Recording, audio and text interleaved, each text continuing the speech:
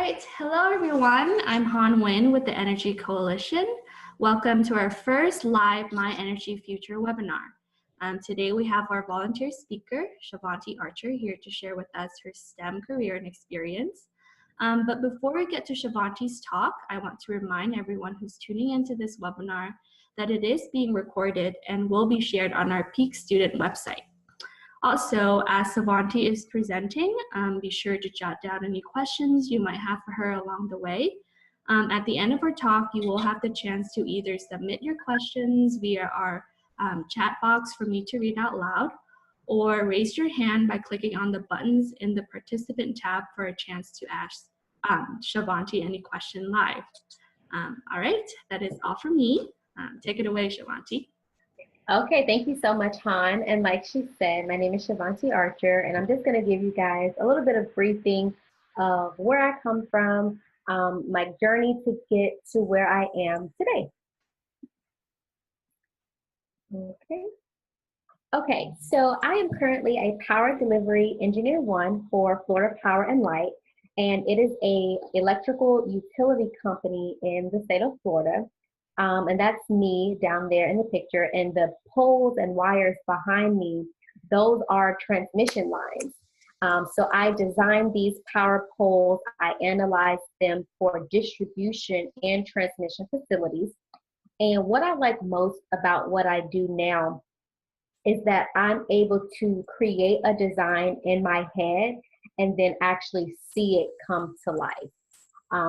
These poles here are what's used. These poles that you guys see in the picture, they feed the distribution facilities. And when I say the distribution facilities, those are the facilities that actually feed your home. They supply power to your schools. They supply power to your parents' homes. Parents' jobs. So it's basically the backbone to our electrical system. I've been with the company now for about 5 years. It'll be 5 years this June. Really excited about it. And I guess I'll go ahead and give you guys a little bit of briefing about where I'm from and how I got to this picture that you see in front of you. So I was raised in Locust Grove, Georgia. I went to Luella High School, and I knew that I wanted to be an engineer around the 10th grade. The 10th grade, I had a class, and it was filled with so many kids who were also interested in math and science, and we were all kind of curious as to what can we do with this kind of, knowledge in the future. We didn't want to be teachers right now. But we knew that it was an interest. And so we had a teacher play us a video, and the video was about solar farms and wind farms and solar power and how all of the power system kind of works. And I said, oh my gosh, that's it. That's what I want to do. And so from 10th grade on is when I decided, I'm going to go and try to be an engineer. I didn't really know what that meant, but I knew that's what I wanted to do. So I have 2 brothers, 2 sisters from my dad, and I have 4 nieces, and that's some of my siblings and my dad and my grandma and my cousins in the picture. And I was raised as an only child, so my grandma and my mom, they helped raise me as well, and so that's why I think I built a lot of strength from being an only child. I really was, talkative, and I was always ready to make friends. And so that's kind of what I feel like geared me to becoming so strong-minded and strong-willed, So that was pretty cool. And I'm also a first-generation college graduate, so that's pretty, like, wow. A lot of people ask me, oh, is your dad an engineer? Oh, is your mom an engineer? They sometimes think that you come from like this long line of engineers, and nope, it was just an idea one day in the 10th grade, and here I am. So a little bit about what I love to do. I love to watch movies. I love to read sci-fi novels, autobiographies. I love to online shop, of course. And I love putting things together. In the bottom left-hand corner, you guys can see that was a volunteer opportunity. We were redoing some playgrounds and adding some gardens to a facility down in Broward County, which is one of our cities, one of the counties in Florida. And I love doing stuff like that. I love spending time with my family, my friends, and also my puppy Gizmo. That's my little Gizmo in the top right corner. He's a French bulldog. That's like he's my new obsession. And some of my motivations included in high school. I attended a free class at Georgia Tech in Atlanta, and the Society of Women Engineers were putting on the event, and I was like, I was curious about engineering. I knew I wanted to do it, but I kind of wanted to see what exactly, did they do. And so I went to the event, and it was amazing. All of the women there were so supportive, and they taught us so much about, building and solar power, and how you can literally take a design, from paper and putting it into the real world. That was really, really, really cool. And ever since then, I've tried to do my part to give back, just like, they did for me. So I've been encouraging children and even some adults to pursue a career in STEM. I want to say since I started college, so this was 2009. So ever since I started college, I got involved with Society of Women Engineers, just like I did in high school. And I've been trying to just encourage more of us, more women, more people who come from underprivileged areas who may think that engineering is not a possibility for them, or any career in the STEM field is not a possibility for them, and it is. So yes, that's a little bit about me and my motivations.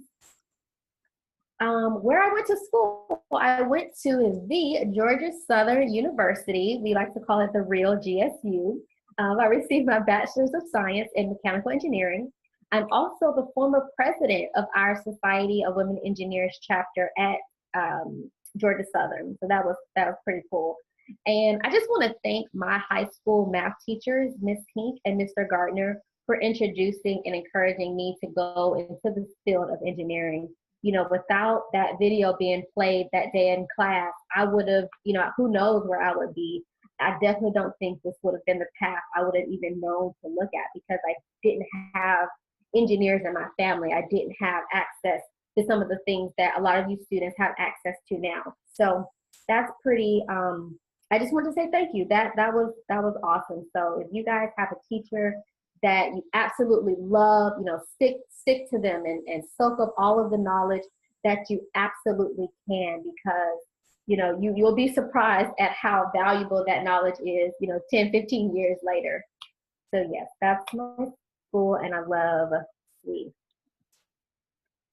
So to get there, and that's a picture of me. That's in the distribution side of the house. I do a lot of field meetings and a lot of field checks. I go in the field. They provide us with iPads and all kind of cool technology to get our job done. So never think that you're not going to be equipped with enough information to get your job done, because the company will provide it. And I wanted to just tell you guys, being different is okay. There is so much power in being an individual. You don't have to be like the next person to succeed. It's unique. You are unique. Every single person has a specific talent that only you can do. And when you hone in on that, and when you focus on that, oh my gosh, the sky is the limit. Another thing that I've learned along this journey is ask for help when you don't understand. It's okay to ask for help. All of your failures, all of the things that you say, oh man, why did I do it like that?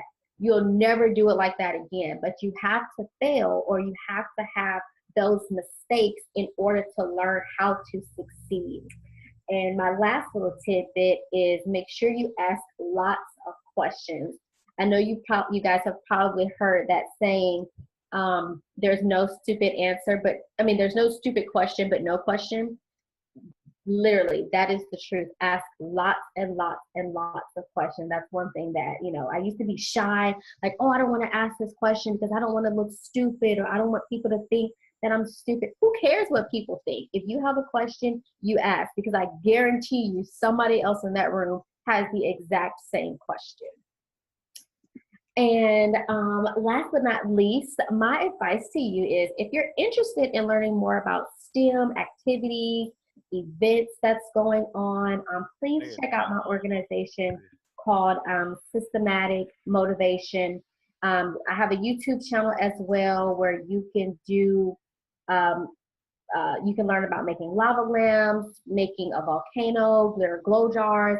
I mean, so much stuff. So I just really think that you guys will enjoy it. There's some funny videos on there as well, and there's more coming. You can follow me as well, my business page on IG, Instagram at Systematic Motivation, and then I'm also on Facebook, which is Systematic Motivation with a space in between.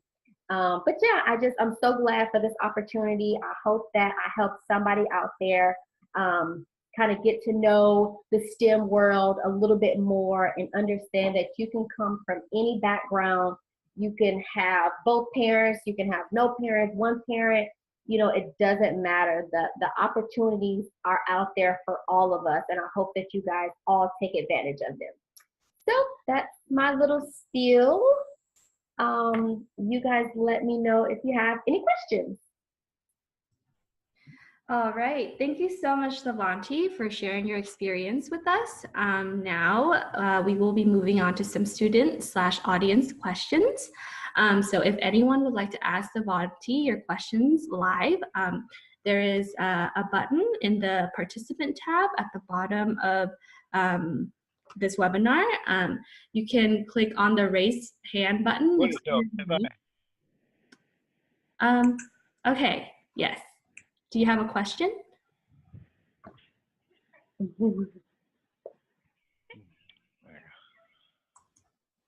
Okay.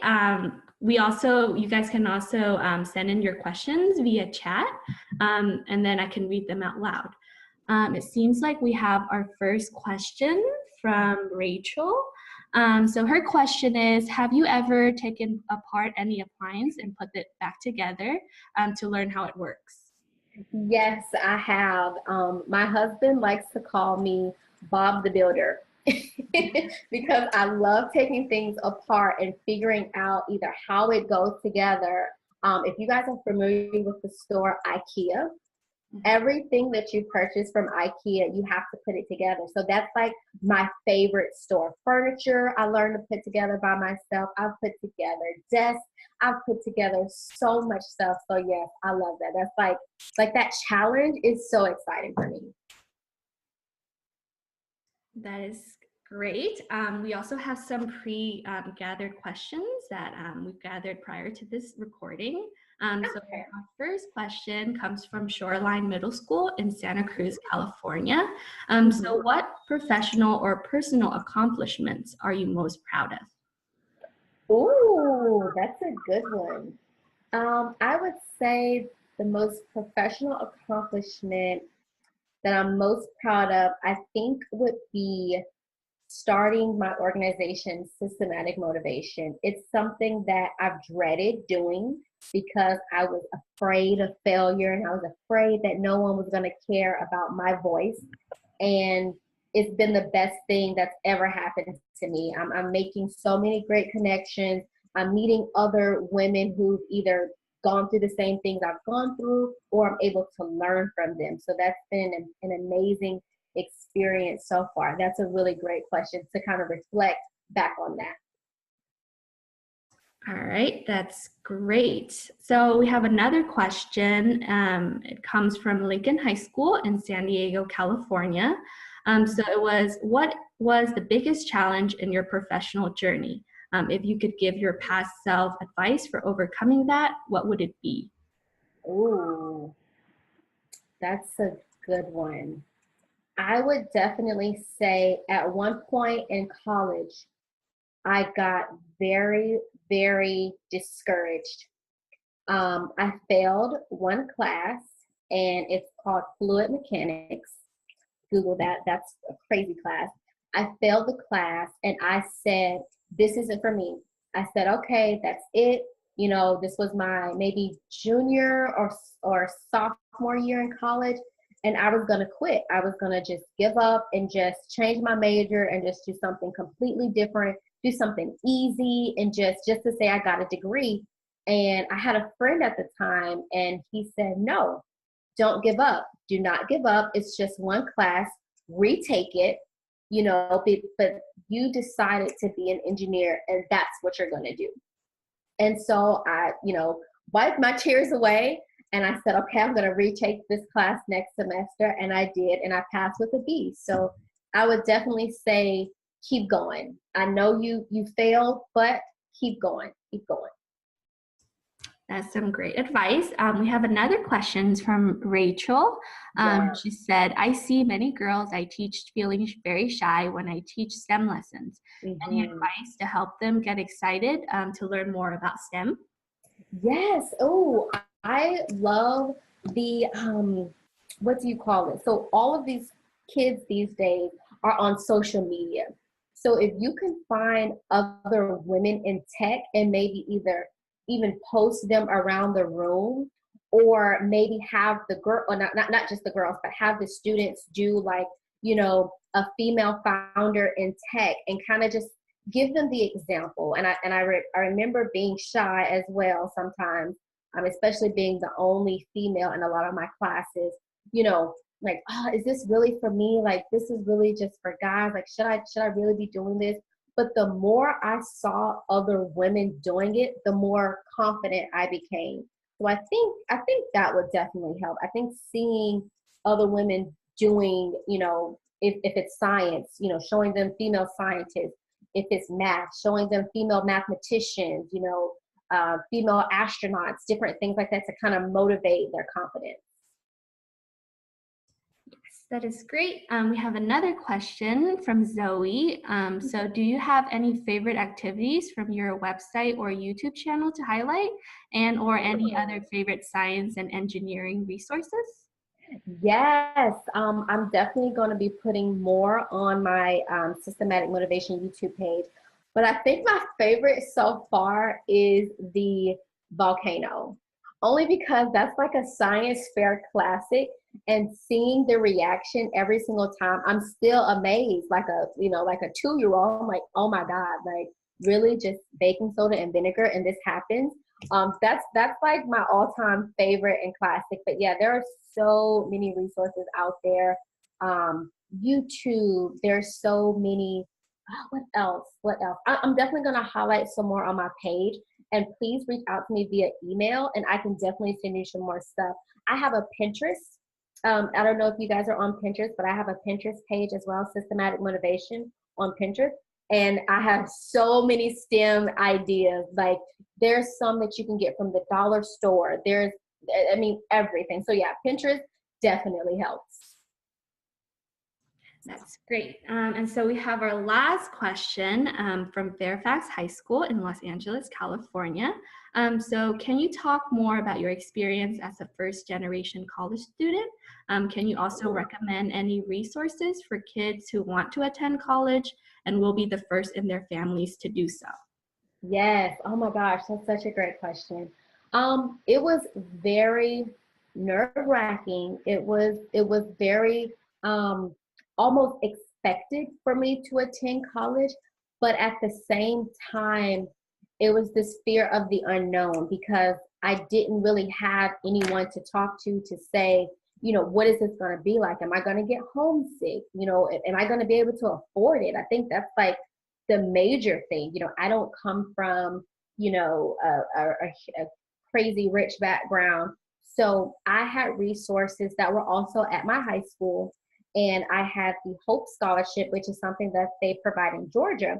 I think you maintain like a 3.0 GPA, you write a letter in. There's so many scholarships out there for first generation college students, for minority students, for redhead students. There are so many scholarships out there for us to partake in, and sometimes not having that knowledge or not knowing where to go. Literally, if you just Google scholarships for blah blah blah blah blah, something is bound to come up. But I definitely think it was tough, but the support system for my family when I said, I'm going to go to college and I'm going to be an engineer, it was amazing. The support was just like, wow. So it was tough, but you would definitely get through. And I'm here. Email me, I will definitely help you along the way. Okay, it seems like we have a last question, and it comes from Antoine, and it said, "What made you want to become an entrepreneur?" Ooh, that's a great question. I think the main motivation was right now I work for a huge Fortune 500 company and I love it. Don't get me wrong, I do love the company. But there's certain things that I wanted to see done that I don't have the power to change or to do inside of the company that I work for. So I said, you know what? I'll create my own and I'll do it the way that I see fit. So I think that was the encouragement of starting Systematic Motivation, because of course every company has student outreach, but sometimes there's just not enough. So Systematic Motivation was born. Great question. All right. Okay, that's great. So that is all for student questions today, and that should wrap up our first live cast webinar. So Shavonti, do you have any final thoughts that you would like to share? Great questions, everybody. Thank you. I think that's it. You guys at Peak and at the Energy Coalition, you did an amazing job organizing this and getting this together for all of us. So I just want to say thank you to you guys for creating this platform for us. All right. Yes. Okay. Again, thank you so much, Shavonti, for taking time out of your day to share with us your journey and experience as a woman in STEM. I also want to thank you to all of our listeners for tuning in today. We have a lot more speakers who will be coming in to share with us their story. So be sure to tune in next time as well. All right, that is it. Goodbye, everybody. Thank you. Bye. Bye.